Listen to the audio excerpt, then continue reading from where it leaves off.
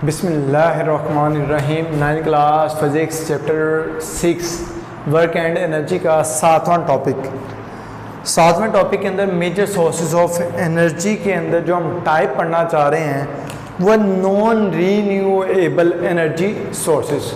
Non renewable, अगर हम पहले इस पॉइंट को क्लियर कर लेते हैं कि नॉन रीन्यूएबल इसका मतलब है नॉन मतलब नहीं, रीन्यूएबल कि इसको रीन्यू दोबारा काबिल इस्तेमाल बना सकते हैं, दोबारा उसको काबिल इस्तेमाल बना सकते हैं, नहीं बना सकते हैं।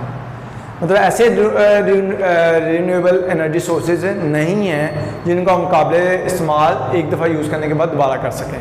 तो ये जो आज के टॉपिक में हम डिस्कस करना चाह रहे हैं नॉन रीन्यूएबल एनर्जी सोर्सेज हैं कि एक दफ़ा इस्तेमाल के बाद इसको हम दोबारा इस्तेमाल नहीं कर सकते। तो पहला जो एक ये पॉइंट है। दूसरा है कि यहाँ पे जो पॉइंट क्लियर किया जा रहा है कि विंड या किसी भी किस्म की जो एनर्जी है जो हम गेन करते हैं वो इनडायरेक्टली या डायरेक्टली हम सूर्य से ही गेन कर रहे हैं। अच्छा, अब इसमें से आता है हमारे पास पहला एक पॉइंट आता है फॉसिल फ्यूल्स। अब फॉसिल फ्यूल्स जो है हमारे पास ये क्या जी,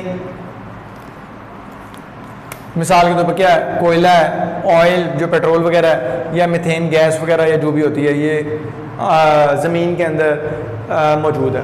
अब इसके अंदर जो मौजूद है इसको हम यूज़ करते हैं अपने घरों को गर्म करने के लिए, इंडस्ट्री को चलाने के लिए या ट्रांसपोर्टेशन के लिए, इन चीज़ों को हम इस्तेमाल कर रहे होते हैं। अच्छा, बेसिकली जो फॉसिल फ्यूल्स हैं ये क्या है, हाइड्रोकार्बन। हाइड्रो मीन्स हाइड्रोजन और कार्बन मीन्स कार्बन, मतलब हाइड्रोजन और कार्बन के ये डेरिवेटिव्स होते हैं फॉसिल फ्यूल्स। अच्छा, जब फॉसिल फ्यूल्स को हम बंद करते हैं, जलाते हैं, तो होता क्या है, यहाँ पे हमारे पास तीन केमिकल रिएक्शंस हमने यहाँ पे दिखाए हैं। एक केमिकल रिएक्शन ये है जिसके अंदर क्या होता है, मतलब हाइड्रोकार्बन जो है, हाइड्रोजन और कार्बन, ये ऑक्सीजन की मौजूदगी में जब हम इसको जलाते हैं तो होता क्या है कि जब कार्बन और ऑक्सीजन, मतलब कार्बन जो है हाइड्रोकार्बन से लेते हैं और ऑक्सीजन एयर से लेते हैं, उस टाइम हमारे पास मतलब कार्बन फ्रॉम हाइड्रोकार्बन और ऑक्सीजन फ्रॉम एयर, तब हमारे पास जो कार्बन इसके साथ मिलेगी तो वो क्या बना देगी, कार्बन डाइऑक्साइड बना देगी और साथ में हीट होगी। इसी तरह से जो हाइड्रोकार्बन से हम हाइड्रोजन लेंगे और ऑक्सीजन फ्रॉम एयर होगी तो उस टाइम जो हमारे पास है हाइड्रो ऑक्सीजन बनेगा, मतलब कि वाटर मॉलिक्यूल बन जाएगा, साथ में हीट एनर्जी रिलीज होगी। और इन दोनों को अगर हम कलेक्टिवली ऑब्जर्व करते हैं तो क्या होगा, हमारे पास यहाँ पे ये ऑब्जर्वेशन देखने को मिलेगा।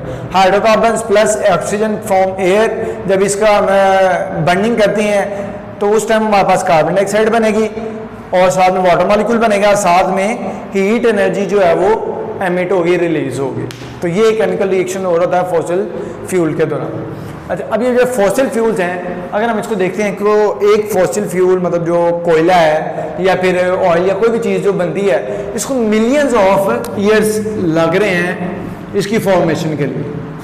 कोयले को इतना टाइम लग जाता है, या कोई भी फॉसिल फ्यूल है उसको प्रोडक्शन के लिए, फॉर्मेशन के लिए इतना ज़्यादा टाइम लग रहा है। एक पॉइंट ये आता है हमारे पास। दूसरा पॉइंट आता है कि ये नॉन रीन्यूएबल है कि एक दफ़ा कोयले को जला लिया, इस्तेमाल कर लिया या ऑयल को यूज़ कर लिया, इसके बाद दोबारा हम इसको इस्तेमाल नहीं कर सकते, ये नाकाबिले इस्तेमाल हो जाते हैं।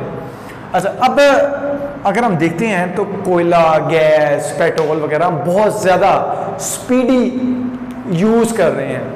अब जैसे कि एवरेज कंट्रीज़ हैं जिसमें से हमारा मुल्क पाकिस्तान भी है, इसके अंदर हमें आने वाले वक्त में ज़्यादा एनर्जी क्राइसिस का इशू आ सकता है क्योंकि हम इन्हीं के ऊपर डिपेंडेंट है। तो इन्हीं के ऊपर डिपेंडेंट होने से हमें एनर्जी क्राइसिस, मतलब जिस स्पीड से यूज़ कर रहे हैं, साइंटिस्ट के मुताबिक एक टाइम आएगा ये ख़त्म हो जाएंगे। जब ये जो सोर्सेज हैं जब ख़त्म होंगे तो तब हम एनर्जी के डिपेंडेंट किन चीज़ों पे लाएंगे। तो बजाय इसके कि ये ख़त्म हो जाए, हमें क्या चाहिए सेफ्टी पर्पज़ के लिए, मतलब क्राइसिस जो है हमें फेस करने पड़ सकते हैं, क्राइसिस हमें फेस करने पड़ेंगे अगर हम इसी रेट से इसको यूज़ करेंगे। अच्छा, तो हमें जो चाहिए वो क्या है कि हम इसको वाइजली यूटिलाइज करें और नए मेथड्स ढूंढें एनर्जी की प्रोडक्शन के लिए, एनर्जी की यूटिलाइजेशन के लिए, ये तरीके हम करें। फिर इसके अलावा एक तो ये है कि ये क्राइसिस आएंगे, मतलब ख़त्म होने के चांसेस हैं, ये वो चीज़ें जिस तरह से भी हैं। इसके अलावा जो हमारे पास अगर हम देखते हैं, इसके अंदर से जब हम इसको यूटिलाइज करते हैं हार्मफुल वेस्ट रिलीज होता है, जैसा कि कार्बन मोनोऑक्साइड है, और इसके अलावा दूसरी भी हार्मफुल गैसेज मौजूद है जो उसके रिएक्शंस में एमिट होती हैं और एनवायरनमेंट को, माहौल को पोल्यूटेड करती हैं।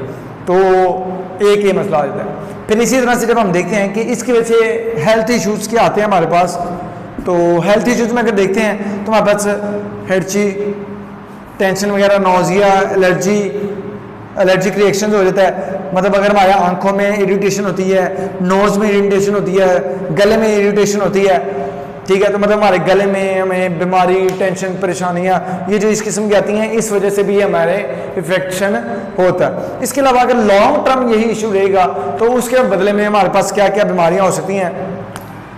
अस्थमा हो सकता है, लंग्स कैंसर हो सकता है, दिल की बीमारियां हो सकती हैं, और यहाँ तक कि हमारा जो ब्रेन है वो भी डैमेज हो सकता है, नर्व सिस्टम, और जो हमारे बाकी जो बॉडी के ऑर्गन्स हैं वो भी लॉन्ग एक्सपोजर ऑफ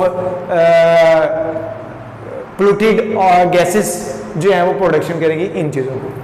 अच्छा, अब इसके मतलब देखें तो इसके अंदर डिफरेंट पॉइंट्स बने हैं। एक अगर देखते हैं कि हाइड्रोकार्बन्स क्या हैं, ये पॉइंट क्लियर होता है। केमिकल रिएक्शन जो होगा तो क्या क्या उसमें से एमिशन होगी।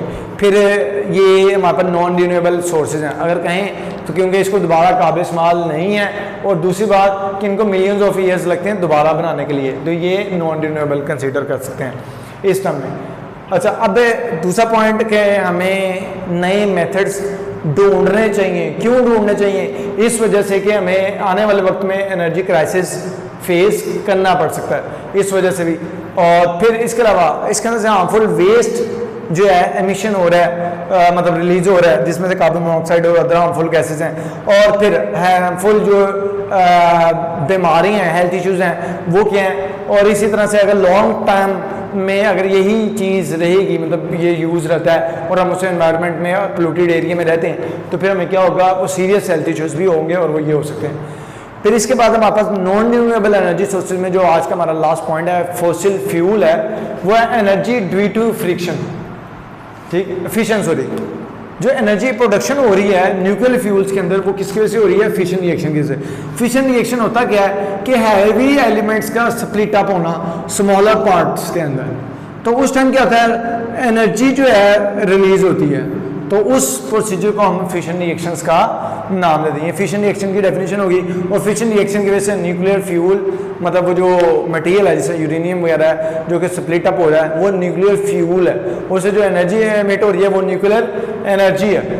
अब यहाँ पे कहता है न्यूक्लियर पावर प्लांट्स जो लगे होते हैं वहाँ पे न्यूक्लियर रेडिएशन से एमिट होती हैं, हीट एनर्जी होती है, और जो हीट एनर्जी एमिट हो रही होती है उसको हम यूज़ करते हैं पावर प्लांट्स को रन करने के लिए।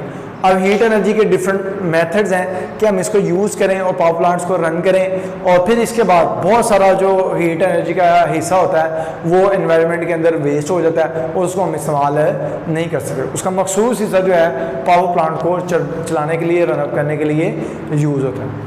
तो अब तक के लिए इतना। इंशाल्लाह इसके जो अगला हिस्सा है इसके अंदर हम रीन्यूएबल एनर्जी सोर्सेज के बारे में डिस्कस करेंगे, जिनको हम एक दफ़ा यूटिलाइज़ करने के बाद दोबारा भी यूटिलाइज़ कर सकते हैं। अब तक के लिए इतना। इंशाल्लाह नेक्स्ट टॉपिक में नेक्स्ट लेक्चर के साथ। अल्लाह हाफिज़।